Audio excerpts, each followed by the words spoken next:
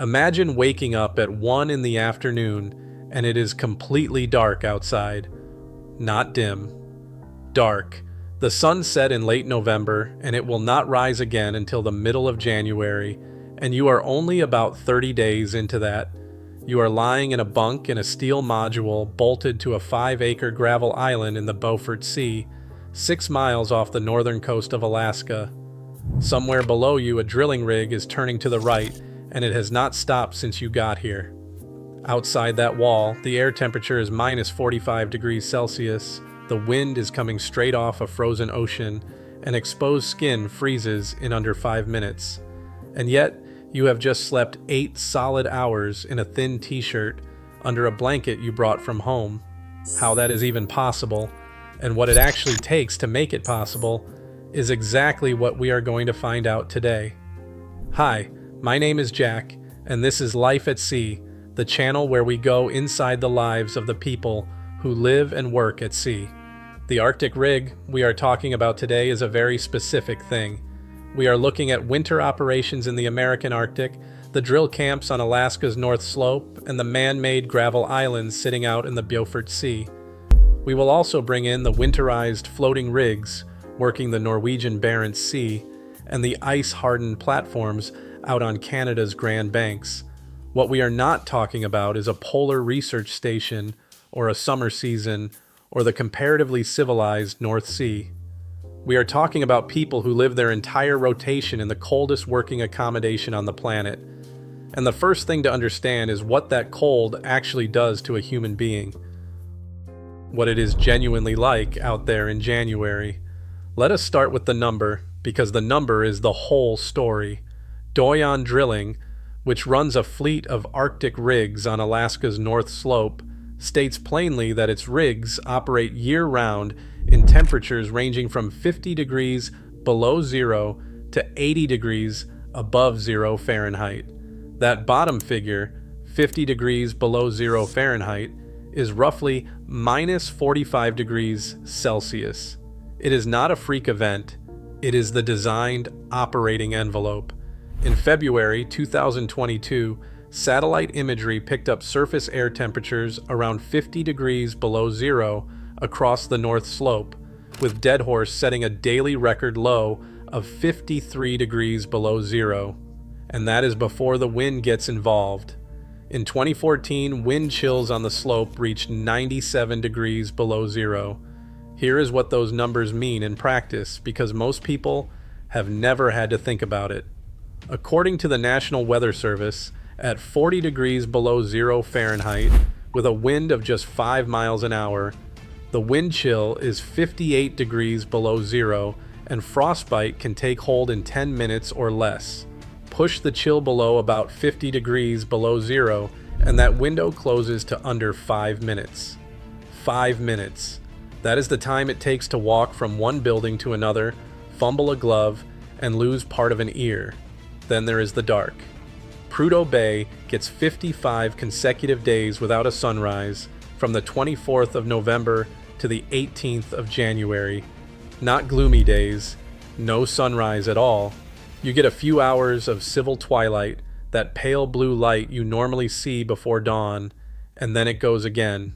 Your body has no idea what time it is. And then there is the getting there. North Star Island, operated by Hillcorp, is a 5-acre artificial gravel island about 6 miles offshore in the Beaufort Sea. In open water, crews cross by hovercraft.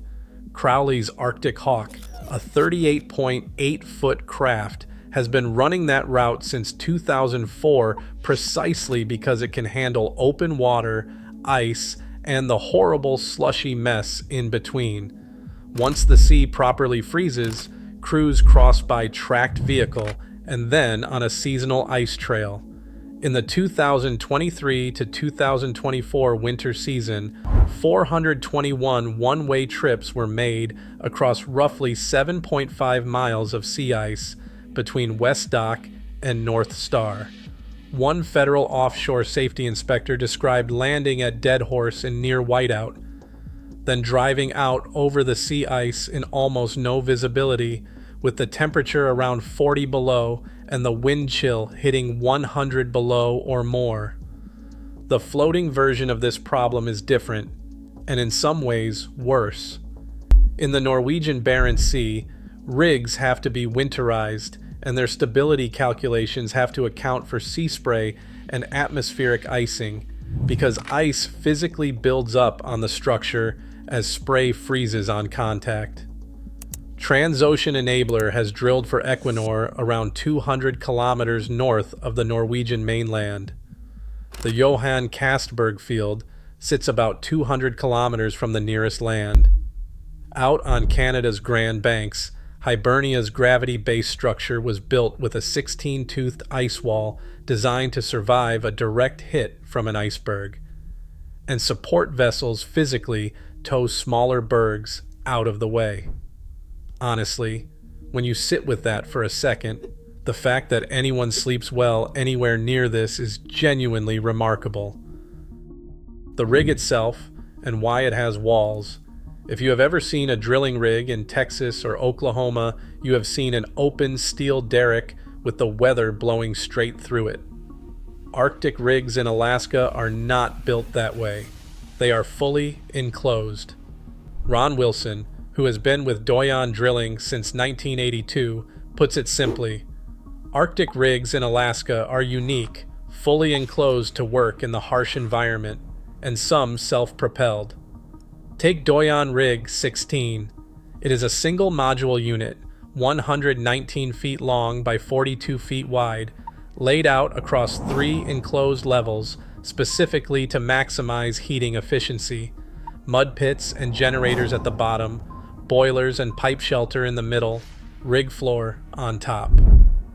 ConocoPhillips says the same of its own fleet. The rigs are enclosed and heated, so a rig worker's exposure is minimal. And here is the detail that tells you everything. Alaska Business Magazine laid out how an Arctic rig is assembled as a system, and the order was this: Arctic structure first, then power generation, then distribution, then the heating system, and only then the equipment that actually drills. The heating comes before the drilling gear. On a rig built for the lower 48, heating is an afterthought. Up here, it is load-bearing, because a roughneck who works a 12-hour tour in genuine 45 below does not arrive at his bunk tired.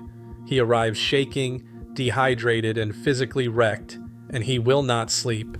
Enclose the rig, and you get a man who finishes his shift merely exhausted, which is a state you can actually sleep off. The camp and the room you sleep in. The camps travel with the rigs. One Doyon drill camp carries 61 beds, 5 single status rooms, and 28 dual status rooms, with offices, a rec area, a full kitchen and dining room, and its own power plant. A smaller sister camp runs 28 beds. The format goes back to the pipeline era, when companies like ATCO began producing stackable buildings that could be hauled in on flatbeds or skids and bolted together on site. The rooms are deliberately plain and almost identical across the whole slope. A twin bed, a desk, a chair, a closet, and a private or semi-private bathroom. That is it. And that plainness is doing real work. Compare it with a seismic cruise cat train, a chain of towed ATCO trailers where the bathroom is in a different trailer entirely, so you suit up in full Arctic gear just to use it at night. Ask anyone who has done a season in one of those and then moved into a permanent drill camp, and the word they use is luxurious. A hallway you can walk down in a pair of sneakers is a luxury when the alternative is a parka. The standard is not the same everywhere. Norway's facilities regulations require living quarters dimensioned with enough margin that nobody has to share a cabin at peak manning, and state directly that quarters must let personnel sleep undisturbed and recover properly, referencing the NORSOK standard for offshore living quarters. Out on the Grand Banks, Hibernia houses 280 people working 3 weeks on and 3 weeks off, flown out by helicopter. Different regulator, different sea, same underlying admission. Sleep is a safety system. The 24-hour quiet and the shift that protects it. The North Slope Standard is a 12-hour tour and a 2-week hitch, 2 weeks on and 2 weeks back home, which means there is always a night crew, which means, and this is the bit people never think about, somebody in that building is always asleep. So the camps run on an unwritten rule. As one drilling safety specialist put it, in remote camp life there is typically someone sleeping around the clock, so you conduct yourself accordingly. No slamming doors, no loud conversations in the hallway, no loud music in your room. Courtesy is the whole system, and it is not management enforcing that. It is the guy 3 doors down who is on nights next week and knows exactly how it feels. Any camp manager who has run a slope facility will tell you that this social layer matters more than the insulation does. The small things that actually get a person to sleep up there. This is where it gets human. The single most common piece of gear people bring north is not technical at all. It is their own pillow and their own blankets, carried up in a duffel from home. One long-serving slope worker said flatly that it makes a world of difference, and every camp veteran I have read says some version of the same thing. A bed that is identical to 900 other beds becomes yours the moment your own pillowcase is on it. Then there is the gear pile by the door, and this one matters more than most people would ever guess. A full Arctic kit runs to around $2,000. Base layer, mid-layer jacket, an outer parka, insulated bibs or coveralls, Arctic boots, thick socks, Arctic mittens, a balaclava, a beanie, goggles, and a face shield. Big Rays in Anchorage and Fairbanks kits out a large share of the slope workforce. Arctic rated generally means comfortable to at least 40 below Fahrenheit and functional at 60 below. Rig hands add impact rated gloves with rubber over the knuckles so that when your hand slips off a wrench and hits a pipe, the glove takes it and your knuckles do not. Refrigiware's Iron Tough line is a staple on Alaskan job sites. There is a ritual to taking all of that off, too. You strip in the entry, layer by layer, and you do not carry sweat into your bunk, because damp base layers at 45 below are how people get hurt.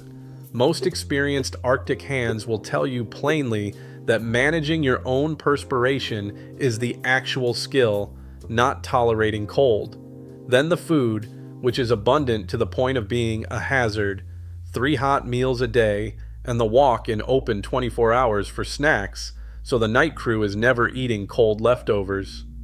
Some camps run a spike room, stocked round the clock with drinks, snacks, and frozen meals.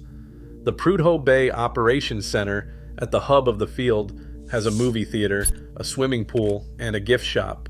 More remote camps, like Kuparuk, have fewer bells and whistles. As one worker put it, at night, she does not have to plan a meal, cook a meal, or wash the dishes, and the only things she does for herself are make her bed and do her laundry. That sounds small. Over 14 days, it is enormous. And then the call home. Camps have Wi-Fi now, so people video call, and most of them build their entire off shift around a fixed time slot. Around that, the ordinary stuff. A gym, a pool table, a television lounge. One camp apparently runs occasional bingo, which I find quietly delightful. Now, look, this would not be a Life at Sea video if we were not completely straight with you about both sides. So let's be honest. Sleep offshore is measurably worse, and the research is not subtle about it. Catherine Parks at Oxford, reviewing North Sea rosters, found that sleep and alertness hold up reasonably well across day shift tours, but that the first night shifts are hit hard by circadian disruption. Waj and colleagues found workers reported poorer sleep quality after a 2-week offshore period, and specifically that sharing a sleeping cabin with a colleague was associated with trouble sleeping through the night. Parks also found that overtime predicted less sleep in a straight dose response pattern, and that people slept roughly an hour longer per day during leave weeks than they did offshore. One study found that close to a quarter of swing shift rig workers met the criteria for shift work disorder. That is a clinical diagnosis, not grumbling. And the consequences are not just personal. Parks is blunt that fatigue is a potentially serious problem for all offshore workers, particularly those doing night work, and that the real operational concerns are performance impairment across an individual 12-hour shift and across the full 14-day tour.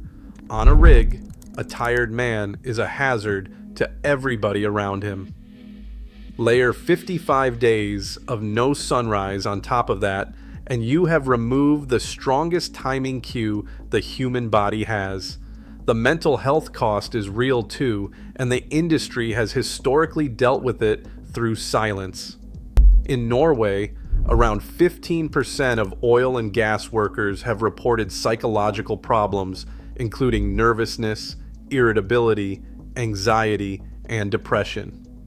Parks, Carnell, and Farmer wrote a whole study on the spouses of British offshore workers called Living Two Lives, which tells you most of what you need to know about the shape of it. One North Slope camp cook, asked about the time away from her husband, said you have to make it work or you get divorced. A safety specialist working out in the Beaufort Sea described the trade-off as a double-edged sword. He leaves home for extended periods and misses birthdays, holidays, and special events. The physical danger has not gone away either. One contractor put it bluntly, even with Arctic gear, you still run the risk of hypothermia or frostbite, and that is with $2,000 of kit. There are polar bears.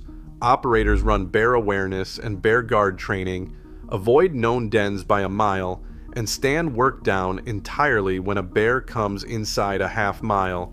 And there is no alcohol anywhere on the slope, which is genuinely good for safety, and also removes the coping mechanism most industries quietly rely on. Where all of this is heading. It is worth remembering how recent the comfort is. During the pipeline build in the mid-1970s, 29 construction camps were thrown up for around 20,000 people. One woman who worked at Galbraith Camp described the schedule as 12 hours a day, 7 days a week, 9 weeks straight, followed by 2 weeks off, and said that if you left camp during your break, you were not guaranteed your spot when you came back. You ate, you slept, you did a bit of laundry. Set today's 2 and 2 hitch, with a private bathroom, Wi-Fi, and a gym against that. And you are looking at 2 different centuries. The season itself is regulated now. The state of Alaska decides each year when tundra travel can begin based on snow depth and ground temperature, and the ground has to be frozen to at least a foot deep before heavy equipment moves. The window typically runs January to early May, and when it closes, operators have 72 hours to demobilize before fines start. The accommodation keeps improving too, and specifically in the direction of sleep. Olson Creek's Beluga Camp puts its double bunk rooms in individual cabins rather than a single long corridor, precisely to give workers more privacy, a better night's sleep, and the ability to semi-escape the crowd. That is the whole industry argument in one design decision. Meanwhile, the engineering keeps stretching the year. Doyon states that its Arctic-designed rigs can operate about 5 months longer per season than rigs built for milder climates. Hillcorp has approval for the Liberty Project, a 9-acre gravel island that would be the first production facility in federal waters off Alaska. Equinor and Var Energy keep pushing exploration north in the Barents, and Norwegian regulators have already warned that future installations up there may have to physically disconnect and move because of ice. The frontier is not closing, it is being furnished. So here is what I take from all of it. Nobody sleeps at 45 below because of one clever invention. They sleep because a rig was built with its heating system before its drilling floor, because a module was engineered to be dull and warm, because a shift pattern assumed that somebody is always asleep, and a hallway full of exhausted men decided to protect that person, and because somebody carried their own pillow 2,000 miles north. None of that is heroic, and that is the part I keep coming back to. It is a very large number of small, boring, deliberate decisions made by people who worked out a long time ago that the cold is not really the thing that beats you out there. Fatigue is. The cold is never conquered. It is just held on the other side of a wall, and the whole job every single day is maintaining that wall. I think that is a far better story than conquering it would have been. If you enjoyed this video, make sure you subscribe to Life at Sea for a lot more content just like this. And if you have ever worked a winter hitch in the Arctic, or you know someone who has, drop it in the comments below. I would genuinely love to hear it. Thanks for watching.